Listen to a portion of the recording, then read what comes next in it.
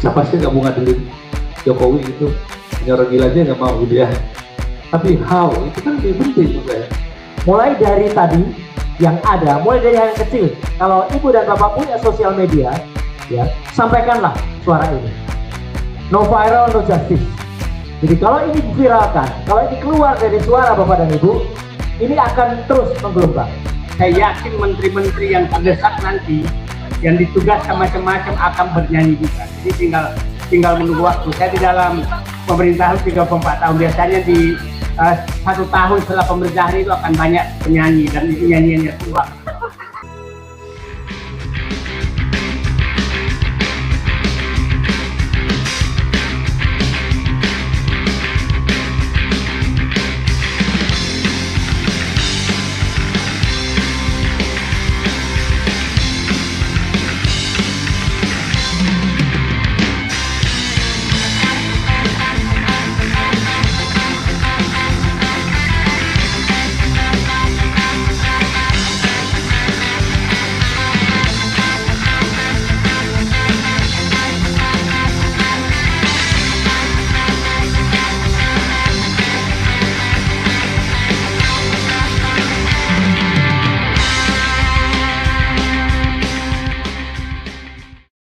Menikmati, tidak bisa tidak. Sekarang pura-puranya atau bener berantem tapi didramatisir jadi pahlawan terzolimi. Enggak bos, saya sependapat dengan kata Kurnia tadi bahwa siapapun sekarang yang melawan Jokowi teman kita. Tapi khusus PDIP catatan panjang. Kalau memang berani mau ayo sama-sama, tapi tetap catatan panjang, kita memaafkan tapi tidak melupakan. Ya, dasar PDIP dasar sekali. Waktu revisi undang-undang KPU ngapain? Semua begitu banyak KPU, KPK, begitu banyak ngapain? Dulu waktu masuk posisi BBM naik, mewek, nangis. Sekarang paling depan pasang badan. Jadi ngapain gitu loh? Nah teman-teman rakyat Indonesia, disiapin semua, jangan terkecoh. Jangan terkecoh sedikit pun juga, ya. Ini cuma masalah kesempatan, mereka berbeda jalan aja. Kalau masih satu, mereka saling menunggangi kok. Mereka saling menunggangi, tapi sudahlah. Kita melupakan, tapi tidak memaafkan. Ya, atau begitu saya tidak mau dua-duanya sebetulnya. Karena sejarahnya panjang sekali. Nah, saya suka dengan kalimat Mas Eros, 3R. Resah, rusuh, revolusi. Baik, saya minta teman-teman di sini mulai deh. Lupakan partai, lupakan partai, bukan partai, lupakan partai. Mereka cuma sekarang beda kepentingan aja Pak. Begitu kepentingan sama, mereka sama-sama ngerampok lagi. Ya. Poin taken Bang Edi ya. Poinnya minta Mas Eros barangkali mengorkestrai kita. Terima kasih banyak. Assalamualaikum warahmatullahi wabarakatuh. Ya, terima kasih. Berikutnya yang ketiga mahasiswa.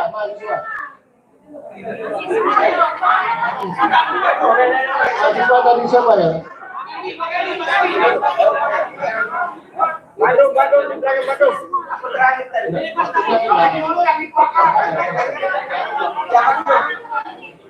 Silakan itu. Tolong sekali lagi karena waktu time constraint, tolong singkat ya, langsung. Dan jangan mengulang apa yang sudah disampaikan temannya. Assalamualaikum warahmatullahi wabarakatuh. Saya Eti dari Forum Aksi. Pertanyaan saya singkat aja buat Pak Deddy Sitorus. Selama ini Partai Bapak yang membawa Jokowi menjadi presiden.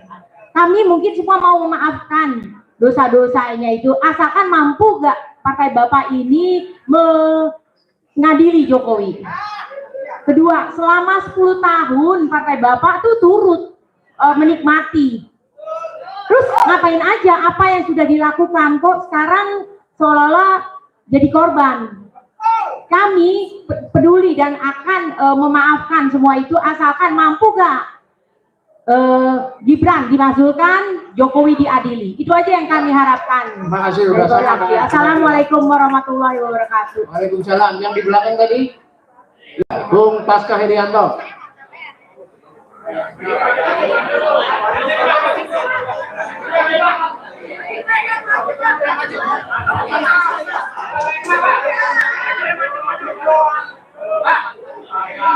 Ya. Mohon singkat dan padat, Bu Ya, Pasca. selamat sore. Saya khawatir sebetulnya ini pertemuan kita ini merayakan kekalahan sebetulnya.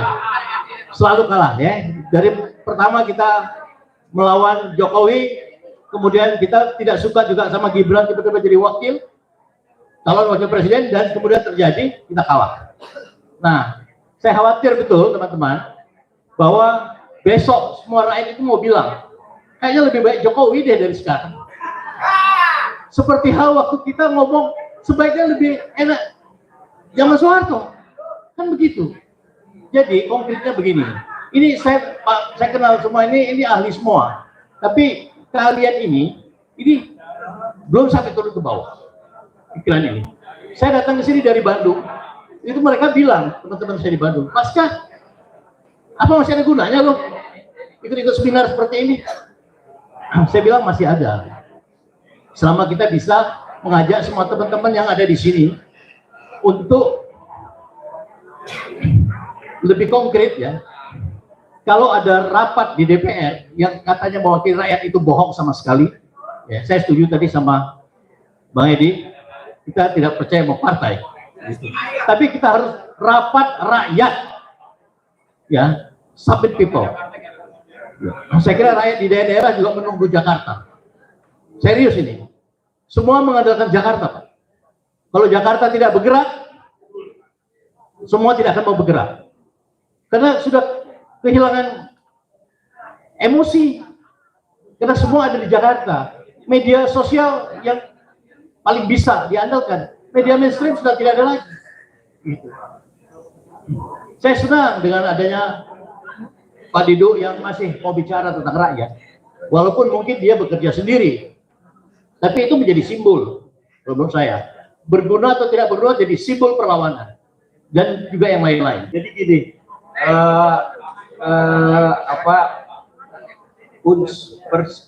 unsur atau persyaratan pasal 7A di dalam Undang-Undang Dasar 45 itu, yaitu salah satunya perbuatan tercela.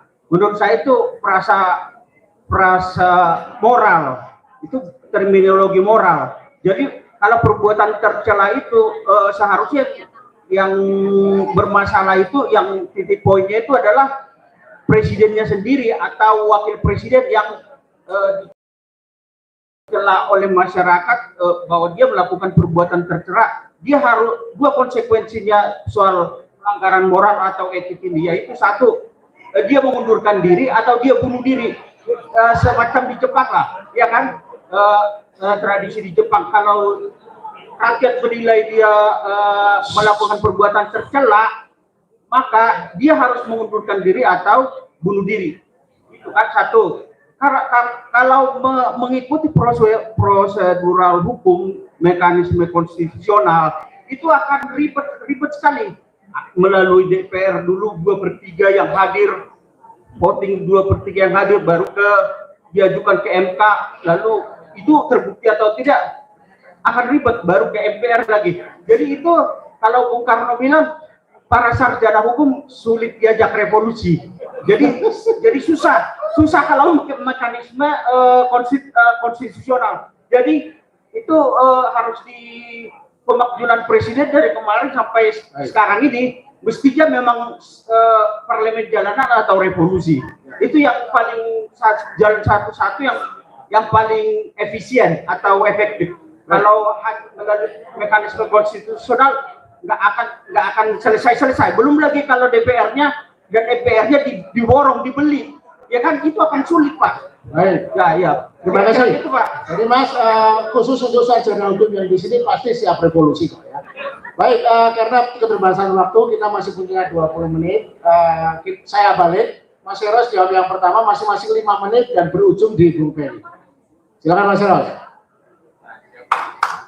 Ya, kalau Mas Dedi ini dihakimi di sini, nggak tepat lah. Ya. Emangnya dia bisa apa? Emangnya PDIP punya dia? Enggak. Alhamdulillah. Besok mungkin 2, 3, terus aja. Bahwasanya kalau kita mempersoalkan kekecewaan, ya, kayak Hasto tiba jadi pahlawan. So, Dan dia bisa mendesain kok pahlawan itu dilahirkan oleh perjalanan waktu, ya. Sehingga kita tidak mungkin bisa menolak dan mungkin bisa direkayasa bisa, ya. Tapi zaman sekarang rekayasanya ada Mas Dedi kan galak gitu, ya, masih ketawa. Sehingga menurut saya sih yang paling penting saya ya Kang Dedi ya, dari dulu kan saya pengen tahu blueprintnya apa sih kita ini. Kalau cuma marah-marah aja sih, saya juga udah marah dari dulu gitu ya. Tapi blueprint gerakannya kan perlu kita pikirkan bersama gitu ya. Sehingga dengan adanya blueprint, gerakan kita bisa terukur ya, teruji gitu. Dan trial and error-nya juga bisa karena ada metodenya. Gitu. Tapi nggak cuma marah-marah aja terus pokoknya ayo kita adili gini adili. Oke gitu, kita tahu siapa sih nggak mau ngadilin Jokowi gitu, hanya orang gila aja nggak mau gitu ya. Tapi how itu kan lebih penting menurut saya. Memazulkan si Papa mau kita semua, tapi how itu lebih penting. Jadi mungkin gerakan yang tertata, teratur, terorganisir sudah mulai kita pikirkan. Dan seperti saya juga bilang sama Mas Warwan, tidak usah dalam satu kubu. Makin terpisah banyak bisa, tapi kita menyatu dan menyusun bergerak bersama. Mungkin itu yang kita harapkan. Saya itu aja. Oke, nggak ada yang spesifik untuk saya, tapi saya begini aja nih, Ibu dan Bapak sekalian dan kawan-kawan. Jadi ketika kita menganalisis persoalan saat ini, ada aspek hukumnya, kita kan perlu tahu dulu kira-kira petanya seperti apa, dan itu yang tadi kita lakukan.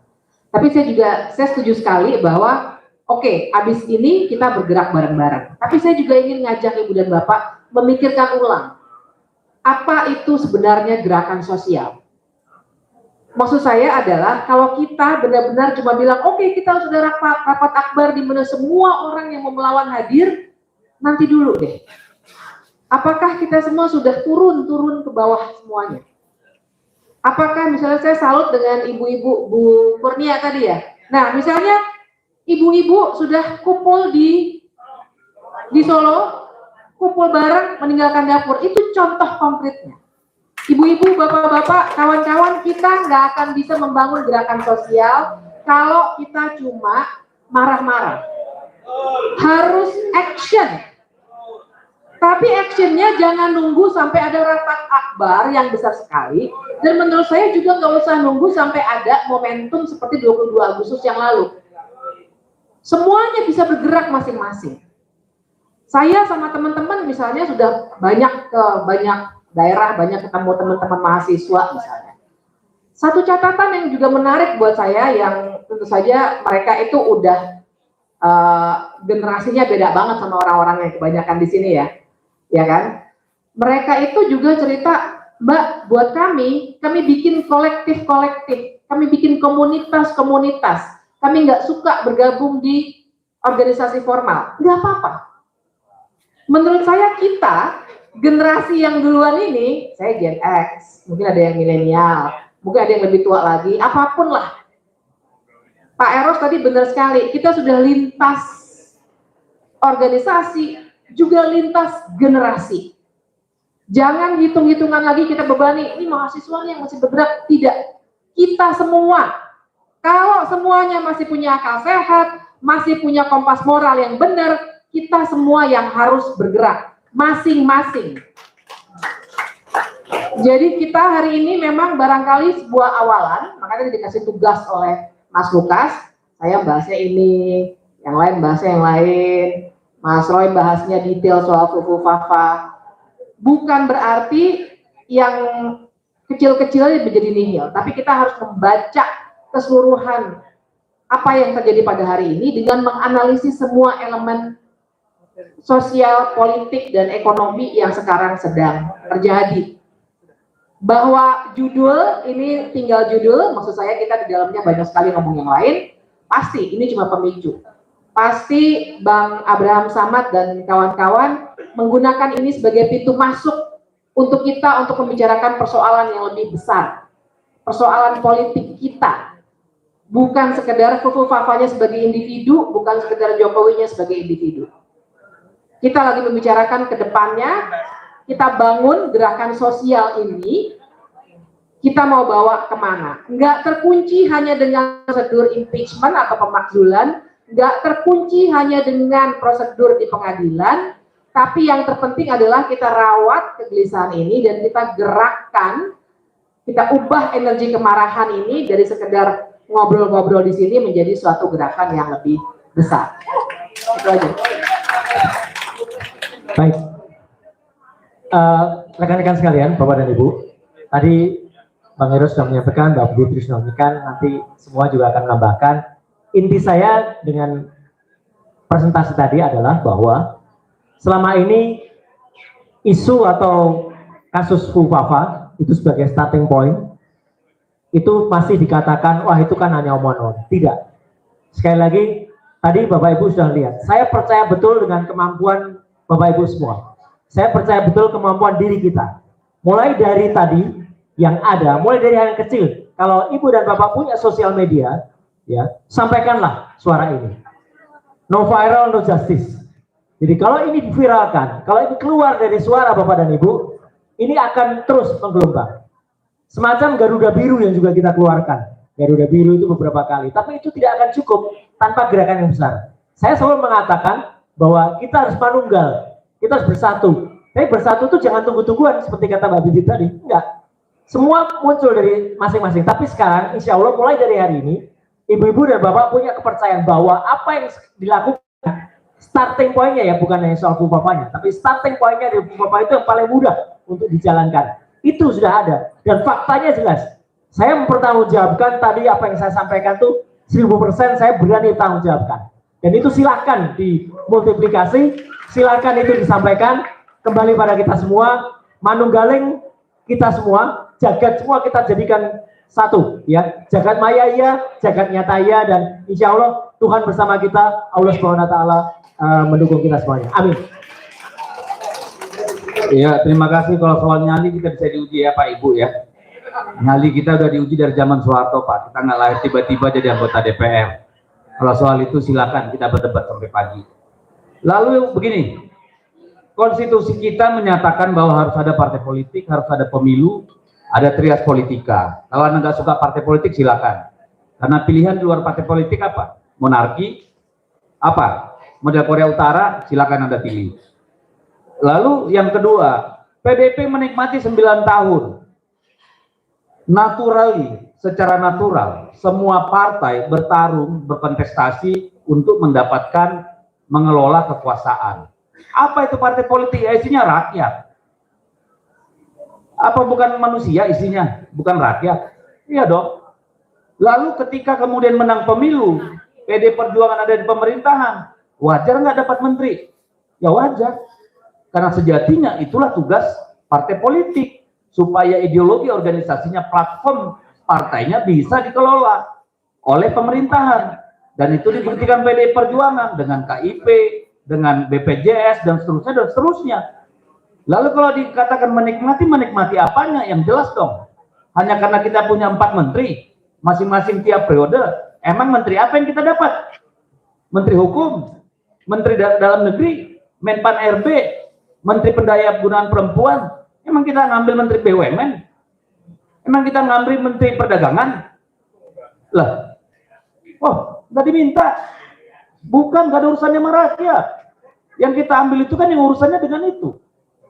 Jadi kalau Anda katakan menikmati, ya memang harus menikmati. Kalau nggak, ngapain jadi partai politik? Tapi apakah dipakai untuk memperkaya diri? Silakan Anda buktikan.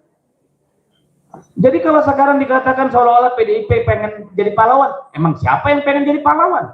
Kami berjuang, melawan sesuai yang kami alamin. Bukan minta dianggap jadi pahlawan, nggak penting. Mengapain jadi pahlawan? Emangnya kami nggak mengalami tekanan? Emangnya saya nggak setiap saat dikasih? Gimana sih? Itu bukan untuk minta belas kasihan, enggak. Nggak perlu PDIP, nggak usah, emang kenapa? Kan gitu nih urusannya. Lu jual, gue beli. Iya kan? Mau siapapun itu. Jadi jangan coba-coba intimidasi saya dong. Iya kan? Ntar dulu. Saya udah jauh-jauh nih. Jadi, ya oke, saya paham. Jadi gini, ini bahasa yang sering dipakai buzzer. 9 tahun kemana aja PDIP? Seolah-olah tidak ada dinamika. Tapi apakah kita harus cengeng? menceritakan bagaimana begitu banyak ketidaksetujuan, berapa kali kami dikhianati, tapi harus menahan diri sebagai partai politik, sebagai konsekuensi dari pilihan. Kan gitu, pelan-pelan kita buka. Kemarin Mas Hasto sudah buka satu. Ya, Mbak Puan sudah pernah minta maaf karena melahirkan kader yang seperti itu. Saya sudah berkali-kali ngomong, mau Anda apa lagi? Membungkuk, ntar dulu dong. Kalau kita ikut merampok impor sana, impor gula, impor macam-macam, boleh. Kalau kita ikut main di proyek-proyek PSN, boleh kita minta maaf. Kita tunjukin. Nikmati itu nikmati apa? Kalau jadi menteri ya harus. Apa gunanya jadi partai politik kalau nggak jadi menteri? Lalu kemudian, apakah PDI Perjuangan mampu mengadili Jokowi? Yang harus mengadili Jokowi itu hukum. Kalau PDIP sendiri emang bisa. Tadi saya sudah bilang, kalau bicara hukum nggak ganti Kapolri, omong kosong. Kan gitu. Urusannya di situ, Pak. Ibu, ya. Lalu apa yang sudah kita lakukan? Kurang apa Ibu Mega marah dan berteriak? Sudah berapa kali? Anda silakan lihat TikTok saya, lihat di TV Parlemen. Bagaimana PDI Perjuangan sejak 2014 sampai 2024. Apakah semua cuma diam? Saya kira tidak. Kecuali kurang piknik. Silakan cek di semua komisi. Silakan lihat bagaimana kemarin saya marah-marah sama Menteri Dalam Negeri, Menteri Agraria, dan itu di semua komisi. Bahkan waktu Ibu Mega jadi presiden, fraksi PDI Perjuangan minta berbeda pendapat sama Ibu Mega 3 kali.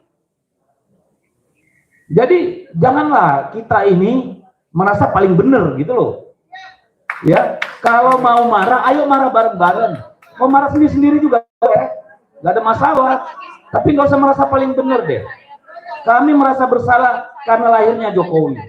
Ya, tapi siapa yang tahu Jokowi belok kanan? Malaikat aja tertipu, apalagi cuma gue. Yang bener aja dong. Kenapa? Yang saya jujur, Oke. Saya pikir tenang. bukan saatnya kita bersatu menyelamatkan bangsa ini dari oligarki dan memakai boneka Jokowi. Siapapun yang setujuan itu, itulah teman kita. Itu dulu menurut saya yang harus kita lakukan. Dan saya sangat berharap, ya terima kasih ke Mas Hasto sudah membuka. Saya yakin akan membuka yang lain. Saya yakin menteri-menteri yang terdesak nanti, yang ditugaskan macam-macam akan bernyanyi juga. Jadi tinggal menunggu waktu. Saya di dalam pemerintahan 34 tahun. Biasanya di 1 tahun setelah pemerintahan itu akan banyak penyanyi, dan itu nyanyiannya keluar. Nah, tentang pergerakan, saya pikir memang betul. Ya, saya sering menyatakan, kalau terlalu ilmiah, itu rakyat tidak merasa penting. Saya pengalaman 6 bulan 26 hari ini itu turun tiap hari ke PSN Pikua, dan itu baru kita punya fakta berita ini, dan itu bisa menggerakkan seluruh Indonesia. Jadi saya pikir, saya setuju memang bahwa kita konsisten saja, jangan terlalu banyak agenda. Agenda kita adalah negara telah dikooptasi oleh boneka Jokowi yang belakangnya adalah oligarki. Itu agenda tunggal kita yang harus kita lakukan. Nah, caranya tadi Pak Eros harus menyatakan, oke, hari ini kita tidak berharap terjadi proses lewat partai, tapi saya nggak tahu besok. Siapa tahu besok itu terjadi. Nah, itu kita ingatlah. Dulu Gus Dur itu di impeach tuh nggak ribut-ribut amat awalnya. Tuh apa namanya? Setingkat Gus Dur loh, yang menurut saya sangat dihormati, apalagi hanya setingkat Jokowi. Nah, yang perlu kita hilangkan di pikiran kita semua adalah ini seakan-akan Jokowi ini orang kuat. Itu hilangkan, bukan siapa-siapa, karena dia sudah merusak rakyat. Itu menurut saya yang harus kita hilangkan dulu. Kuatnya dia hanya karena didukung oleh oligarki, bukan siapa-siapa menurut saya. Nah, dan kita sudah tahu oligarkinya siapa. Kita sudah tahu, jadi itu yang kita, dan mungkin saja kita nggak tahu di atas oligarki ini sudah mikir nih, lama-lama kita kena juga nih. Nah, itu menurut saya kita terus berjuang bersama, dan saya sih melihat bahwa tadi yang dikatakan saya melihat dengan kesadaran publik mulai seperti ini sekarang, dan memang publik kita harus sadarkan terus, maka saya punya keyakinan bahwa insya Allah negara ini masih bisa kita selamatkan. Jadi pulang dari kita semua bahwa tugas kita adalah menyelamatkan negara dari cengkraman oligarki yang bonekanya adalah Jokowi dan Kuku Papa. Ya. Terima kasih. Baik, Bung Ferry, 5 menit terakhir, bagaimana menghukum Gibran, Jokowi, dan oligarki? Mau menghukum Gibran kok 5 menit. Tips-tips. Ini yang paling mudah, paling akhir. Saya bukan ustadz, tapi saya ingin mengutip satu ayat Al-Quran penting, Pak Edi. Kurang lebih pendek ya. Wa huwal ghafurul wadud. 2 kata paling romantis yang pernah saya dengar. Allah yang maha pengampun dan maha mencintai. Pakai katanya mencintai. Tentu tidak mencintai Jokowi dan turunannya, apalagi perbuatan-perbuatannya. Tapi mencintai orang yang sudah bertobat dalam perjuangan itu penting. Jangan membangun friksi, karena friksi hanya akan melemahkan perjuangan. Lawan kita sudah berat, Pak. Sudah Jokowi gabung lagi sama Prabowo. Jadi nggak saatnya kita bicara masa lalu. Yang kita bahas bagaimana memastikan perjuangan itu menang ke depan. Kalau diceritakan, saya pikir Mbak Bibip sudah panjang bercerita soal kelemahan Kufufafa dan bisa dimakzulkan. Saya memang harus berpikir kita akan fokus bicara apa yang kita lakukan. Dan tidak lumrah dalam perjuangan, termasuk revolusi-revolusi yang diceritakan banyak orang.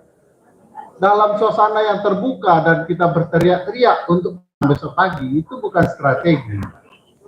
Izinkan saya tidak akan memilih strategi, ayo merdeka, Allahu Akbar, besok pagi harus kita selesaikan. Itu bukan gaya dan tipikal saya. Kalau kita mau bertarung dan melawan kekuatan maha besar dalam kontes politik Indonesia ini, kita harus betul-betul strategis. Dan strategi paling gitu adalah merangkul teman yang adalah teman kita. Jadi besok kita harus pikirkan apa yang langkah yang paling baik dan strategis, dan kita harus menang. Tadi ada yang bercerita teman kita Bapak tadi bahwa kita sudah bosan kalah. Saya dalam pergerakan tidak menghitung menang. Karena menang mungkin berasal dari kekalahan-kekalahan. Tapi menang adalah sebuah sesuatu yang terus wajib diperjuangkan. Jadi jangan menyerah, jangan bosan, karena kalah di sanalah indahnya perjuangan. Nah sekarang mari kita susun langkah politik, mau parlemen informal, mau parlemen formal, kita susun. Dan strateginya harus jitu.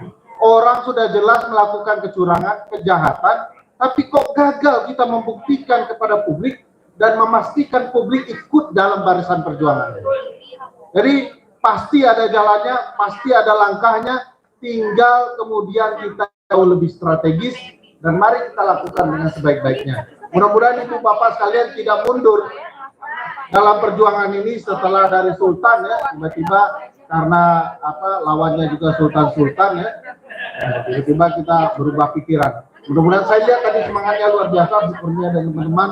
Saya pikir tidak sekedar memastikan orasi itu didengar oleh publik semuanya, tetapi juga memastikan strategi jitunya mana, gitu ya. Dan strategi jitu nggak pernah diceritakan dalam forum seperti ini. Ilmu saya dan Mbak Bibip itu ilmu baik, tapi bisa jadi sangat jahat.